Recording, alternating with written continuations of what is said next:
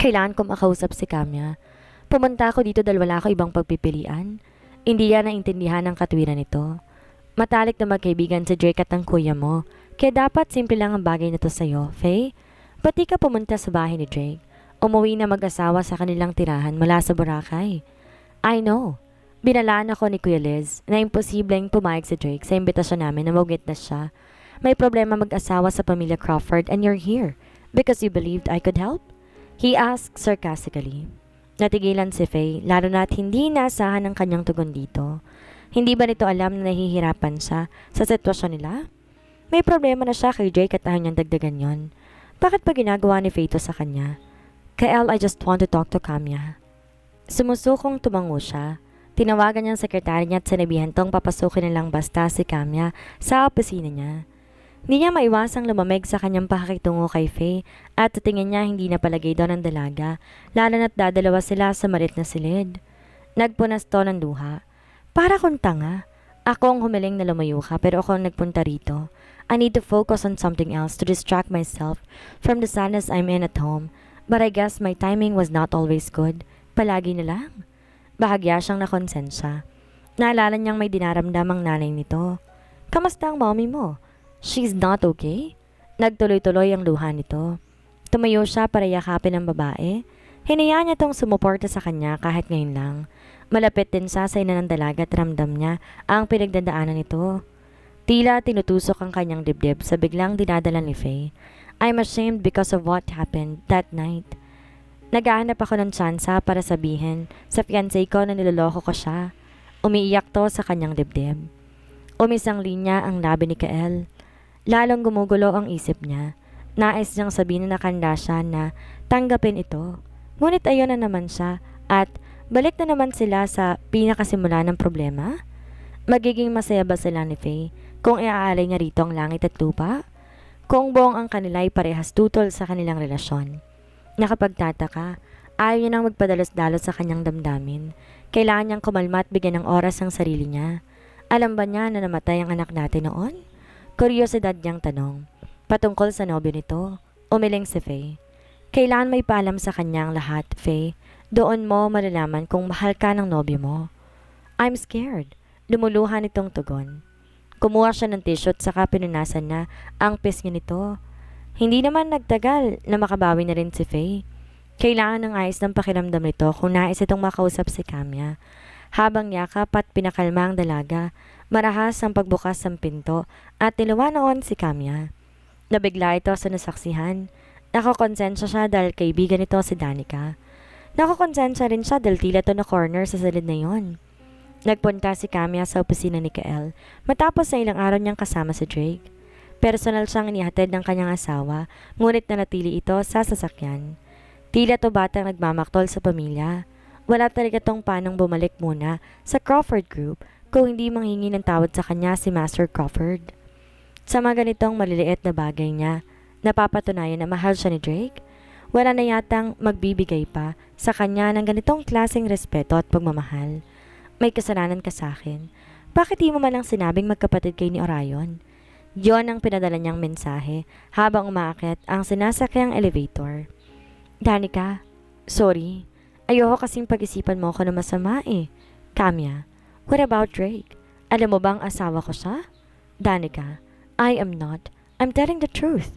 Naasar nga ako kay Kuya Orion dahil naglilihim siya sa akin. At first, you confused me for Orion's girlfriend. Ipinagdala ni Danica ang text message na yon kasama ng umiiyak na emoji. Kuya Orion. Inaplos ang dibdib niya matapos isipin na tunay na kapatid niya ang lalaki at tinuring niya na rin kuya kahit noon pa. Ramdam niya ang pagiging big brother nito noong naghiwalay sila ni Drake. Nakakatuwa rin na naging ate siya kay Danica. Sana lang malaman na ng mga ito ang totoo.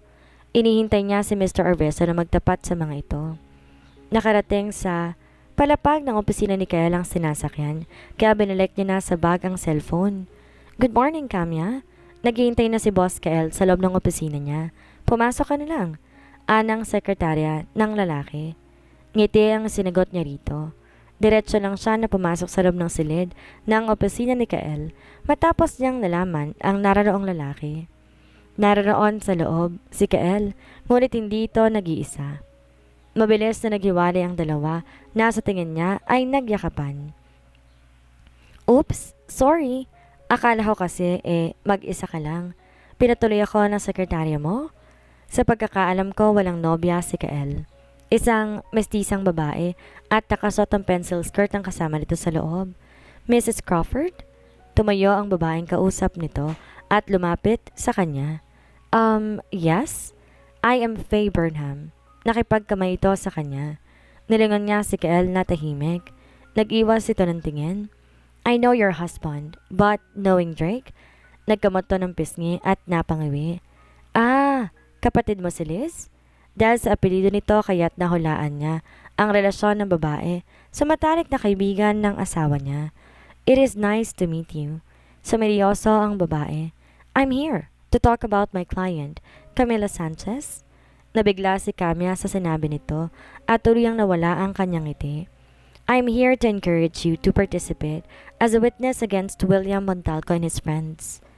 Lumulobo pa ang ulo ni Camia sa realisasyon na naroon ang babae para udsakin siya na maging witness sa kaso ni Carmela. Can I call you Camia? You can call me Faye. Seryosong sabi ng babae. Yes, I work for the legal team managing Carmela's case at sinusubukan kong udsakan kang magsalita rin para ipagtanggol ng sarili mo. Patuloy nito. Doon bahagyang napangawi si Camia. Unang beses niya palang nakilala ang kapatid ni Liz at dismayado na kagad siya. Faye, alam mo naman siguro may asawa kong tao at may ideya kung kilala mo si Drake kung kapatid ka ni Liz. Nakapag-desisyon na akong pabayaan ang kaso ni William o ni Carmela. Ayokong sirahin si Drake dahil may pangit akong nakaraan. Alam mo naman siguro kung anong reputasyon na meron siya bilang tagapagmana ng mga Crawford. But you are a victim, Camia. Oo, kilala ko si Drake at alam kong ipaglalaban ka niya. This is your chance to speak out. I already did. Sa palagay mo ba, napakasimpleng magtiwala sa iba kung tatalikuran na nga ako ng sarili kong pamilya? What about you? Naniniwala ka ba na biktima ako? What about them? Naniniwala ba sila sa mga sasabihin ko sa korte? Bakit kung hindi mapapatunayan sa korte na biktima ka? Kung mapapatunayan, nais niyang matawa sa katwiran nito. Ikaw na nga mismo nagsabi, it is still an argument. But, tinas niya ang kamay para lang pigilan to. Faye, naiintindihan mo ba talaga kung anong kailangan mo sa akin? Kinilala mo ba muna ako bago ka nagpunta dito sa opisina para lang sukalin ako? Kanina pa tahimik, si Kael, sa kabila ng mahinahan niyang pakikipagtalo kay Faye. Ayaw nitong makisali sa kanila. Alam niya na bahagya itong nakokonsensya dahil iniharap nito sa kanya ang babae. Bagamat nararamdaman ni Camia na mali ang kanyang sasabihin. Kailangan niyang ihatid ang mga hindi komportableng katotohanan para maintindihan ni Faye. Pinag-aaralan mo ba ako, Miss Lawyer, at ang mga pinagdadaanan ko? O nagbabase ka lang sa facts? At kung ano mga nakahandang papeles sa harapan mo? Masyadong malalim ang pinaguhugutan niya. Alam mo ba talaga kung anong tunay na battle ng biktimang tulad ko, Faye? Do you see how society mocked Carmela? Do you know the feeling of being criticized by society? Umawang ang labi ng babae. Sumara at muling nagbuka na parang di alam ang isasagot sa kanya. Exactly, you have no idea. Nakipaglaban ako para sa buhay ko at sa mga taong umabuso sa akin sa loob ng 15 years at nakakapagod na. Ngayon ako nakahinga na maluwag dahil tinanggap ako ni Drake. Kung sakaling papayag ako sa gusto mo, bubuksan kong muli ang sakit at sigurado masasaktan din ang asawa ko. Ano mo ba ang pakiramdam nang gumigising ka at bigla mo maisip na baka nandidiri para sa iyong asawa mo? O kaya naman naisip niya rin minsan na hindi pala ako malinis sa paningin niya? You don't know, Faye. Kahit anong pigil niya, nailabas niya ang kanyang luha. Pareho silang babae, ngunit walang makakaintindi sa tunay niyang nararamdaman. Ngunit nabigla sila nang marahas na nagbukas ang pintuan. Tatlo silang napalingon doon. Napanguwi si Kel at napanunok naman si Faye. Madilim na magkasalubong ang kilid ni Drake, kasunod si Lauren. Nabigla ang huli na makita ang kapatid ni Liz sa opisina ng lalaki. Faye? Usal ni Lauren. Nakasalubong ko si Lauren sa ibaba, tsaka nagdesisyon na kong samahan siya paakyat. At narinig ko ang mga sinabi ni Camia sa labas ng pintong ito. Hindi ko akalain na may nagaganap pala rito. What is this about? That Faye? Lumapit sa kanya si Drake at nag-alala na pinunasan ng mga luha niya sa pisngi. I'm sorry. Ang firm na pinapasukan ko sa ngayon ang nakatoka sa kaso ni Carmela laban kay William Montalco at sa mga kaibigan niya. Inuudyakan ko si Carmela na mag-testify. Kahit na walang emosyon si Drake ay alam niya na aasar ito. At kinorner mo si Cami dito sa opisina ni Kael dahil alam mong tatanggi ni Drake? Tanong ni Lauren. Sumagot si Faye. I am doing this for women, Ate Lauren. Kailangan na maparusahan si William at ang mga kaibigan niya, kaya ako ito ginagawa. Ikaw ba, Kuya Drake? Ayaw mo ba na may pakulong ko ang magkaibigan na yon? Ano? Ang ayoko'y makialam ka at masaktan si Camia. She is right. Hindi mo man lamang inaalam kung ano bang pinagdadaanan niya. Dahil sa taas ng boses ni Drake, tumayo si Kel at dinurong asawa niya. Stop shouting at Faye. Dahil sa taas ng boses ni Drake, tumayo si Kael, tsaka dinuro ang asawa niya. Stop shouting at Faye. Or what? Sa pagkakaalam ko, may fiancé o nobyo si Faye sa Amerika. What now, huh? Are you two seeing each other again? Namula ang pisngi ni Faye. Hindi makasalubong kanilang mga titig at iniiwasan ang mapanuring mga mata ni Lauren at Drake. Oh my God! Nakikita nga kayo ng palihim? Bulalas ni Lauren. It is none of your concern, Drake. Ang dapat na pinakikialaman mo ay ang relasyon mo sa asawa mo. Asar na sagot ni Kael. Well, Faye is like a sister to me. Obviously, gusto kong ilagay sa kokote niya na kung nais niyang itamang gustong gawin sa asawa ko, gawin din sana muna niyang tama sa personal niyang buhay. Nagbabanta ang tingin ni Drake sa kapatid ni Liz. Kung ganoon may relasyon nga ang dalawa, kaya pala kakaibang yakapan ng dalawa kanina. When she walked into the office, they were likely kissing. Camia shrugged and decided to dwell on it any further. You jerk? Umalma ang kapatid ni Lauren at plano ng suntukin si Drake kung hindi lamang pinigilan ang babae. Stop, Kael. I am talking about your relationship with Faye. And I really mean it. Stop it. Unang beses niyang nakita na nagalit si Lauren. Nagkikiskis sa mga ngipin nito habang nanunuri ang tingin sa dalawang tao na naabutan niya roon. There is no relationship between us. Katwiran ni Kael. She could only sense that he was lying, yet she said nothing. Tumaas ang sulok ng labi ni Drake. Hindi ito naniniwala.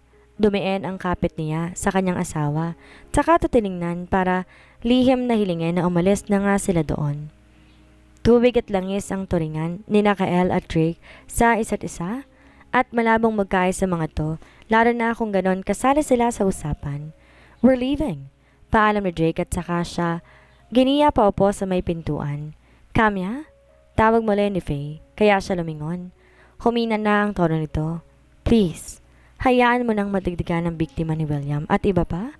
You clearly wanted to help. Giniya na siya ni Drake, palayo rito at palabas ng opisina. Bagya siyang asiwa dahil narinig ni Drake ang mga nasa isipan niya. Hindi niya mapipigilan lalo na nga't winarak ni William ang kumpiyansa niya sa sarili. I am here, babe. Hindi ka maraming babae, don't ever think that way. Buro nito sa kanyang tenga habang yakap siya sa elevator. Hindi mo kailangang harapin ang kaso na hawak ni Faye kung hindi ka naman komportable. But she was right. Binibigyan niya ako ng tsansang magsalita. How about you, Drake? Gusto mo bang mapakulong si William? Of course. Gusto kong makulong siya at pagsiyan niya ang ginagawa niya sa'yo. Gusto kong madurog siya pero alam ko ring masasaktan ka sa proseso. Kung kanina nga kausap mo si Faye, nasasaktan ka na. Paano pa yung mga posibleng itanong nila sa'yo? We don't have evidence, Camia. Malalim siyang nag-isip na isasagot. May katwiran si Faye.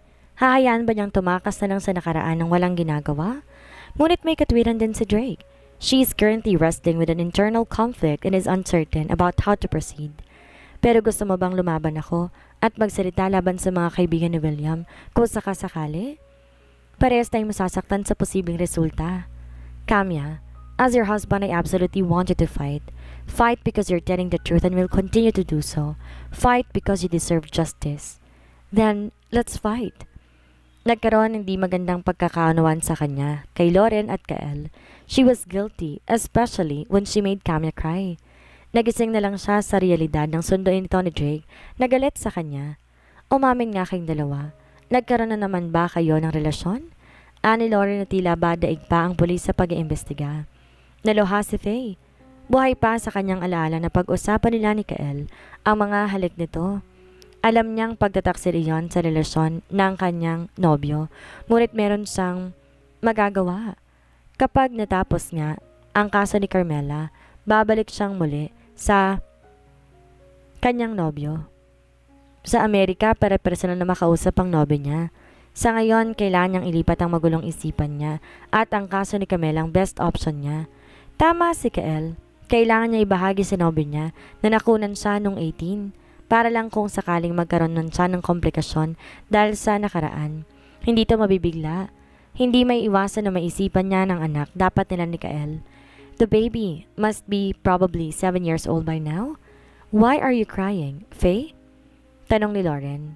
Kitang pagtataka sa mukha nito. It is impossible for me to Kael and simply forget everything. Sister Lauren, I believe you must understand. Humihikbi niyang usal. Faye! Pigil ni Kael. Nahampas nitong mesa. Hindi niya alam kung pinoprotekta nito si Lauren tulad ng kuya niya. Pero ayaw niya nang ilagay sa dilim ang babae. Why? What is going on? Ano ba ang dapat kong malaman? Ano ang kailangan mong marinig? Bakit imposible basta tratuhin ninyo ang isa't isa bilang magkapatid? Mahirap ba yon? Tell me. Halatang frustrated na nga si Lauren. Wala. Mabilis sa tanggi ni Kael. Simpleng sinenyasan siya nito sa mahinang tinig. Kita niya ang takot sa mukha ng lalaki. Faye remained silent though. Inside, she couldn't help but to feel a sense of irony. Nais niyang matawa. Ginugulo niyang lahat ng sitwasyon mula nang bumalik siya ng Pilipinas. Huli nakita kami ni Faye ng birthday pa ni Mommy. Hindi kami nagtatawagan o kahit nagpapalitan man lamang ng text, so please stop asking questions. Wala kaming romantikong relasyon. Nandito lang talaga siya para kausapin si Kamya. Nagpakawala ng malalim na hininga si Faye. Pilit pinipigilan ng halo-halong emosyon. Kinailangan niyang umalis bago magsabi ng mas makakasakit kay Lauren. I'm going.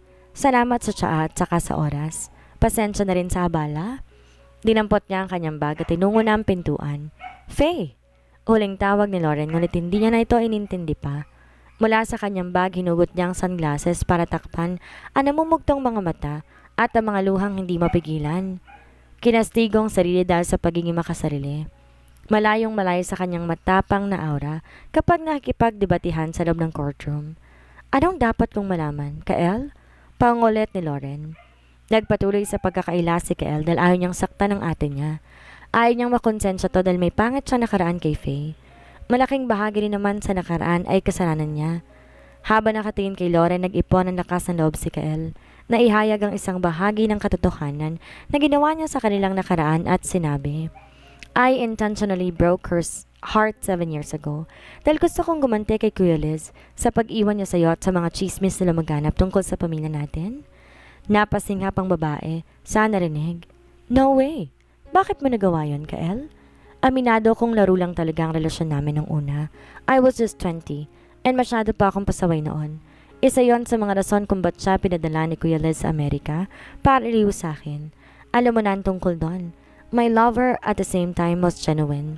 Sister Lauren, I believe Faye is still struggling with him and so am I. Hindi siya nagsinungaling tungkol doon habang matinding kalungkutan na bumuo sa kanyang dibdib. May mga desisyon siya noon na pinagsisihan niya at kabilang gabi na yon kung kailan nakunan ng babae sa mismong araw na malaman itong totoo na ginawa niya yun para kay Lauren. However, Faye had been gracious enough to provide him with second chance because of the depth of their love. Pinagpatuloy nila ang kanilang relasyon. Parehong nagtago ang mga pangarap na balang araw magpapakasal nila ni Faye. Habang pinagpapatuloy ng dalaga ang pag-aaral sa ibang bansa. Nagpatuloy ang relasyon nila hanggang sa sandali na muli nagbalik si Lauren para ipagpatuloy ang naudot na kasal nito kay Liz. At pagkatapos, kinasal ang mga ito.